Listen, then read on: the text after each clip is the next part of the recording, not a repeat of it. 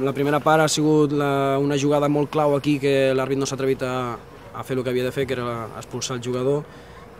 Acabem canviant el nostre jugador, que per nosaltres és clau, que és l'Ike.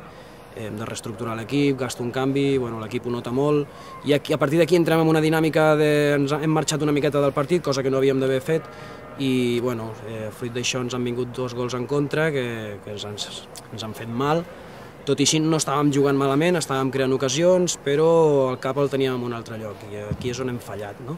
La segona part, teníem les idees clares del que havíem de fer, que era oblidar totes aquestes disputes i històries que no tenen res a veure amb el futbol.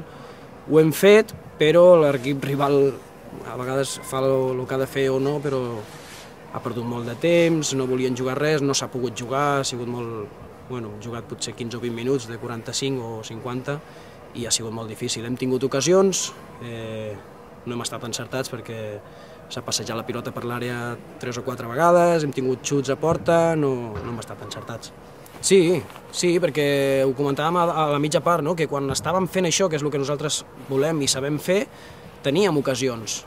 Ja et dic, hem tingut 4 o 5 que s'han passejat per aquí per dins de l'àrea petita i ningú ha ficat el peu, ja sigui perquè esperes una altra cosa, perquè t'agafa el peu canviat, no ho sé, això són moments que des de la banqueta es veu d'una altra manera, però hem tingut ocasions, hem pogut fer algunes coses més. Hem marcat un gol de penalti, no sé si és o no és, però l'ha pitat, però hem tingut per fer lo nostre, però no ens ha sortit del tot bé. Sí, ja ho hem parlat aquesta setmana, que estem perdent les opcions, ja no a la Lliga, però estem perdent opcions de fer alguna cosa bonic amb els equips de baix. Si mires la classificació, on més punts hem perdut és del 9è fins a baix. Hem 4 empats, ara aquesta derrota, i tots són equips de baix.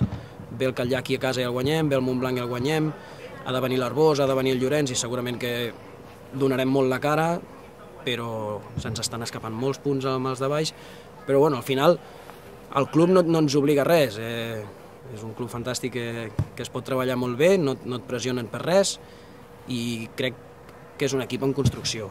És un equip molt jove, que ens falta molta experiència per segons quins partits i a mesura que vagin passant coses d'aquestes vas aprenent i tal any podrem fer el salt.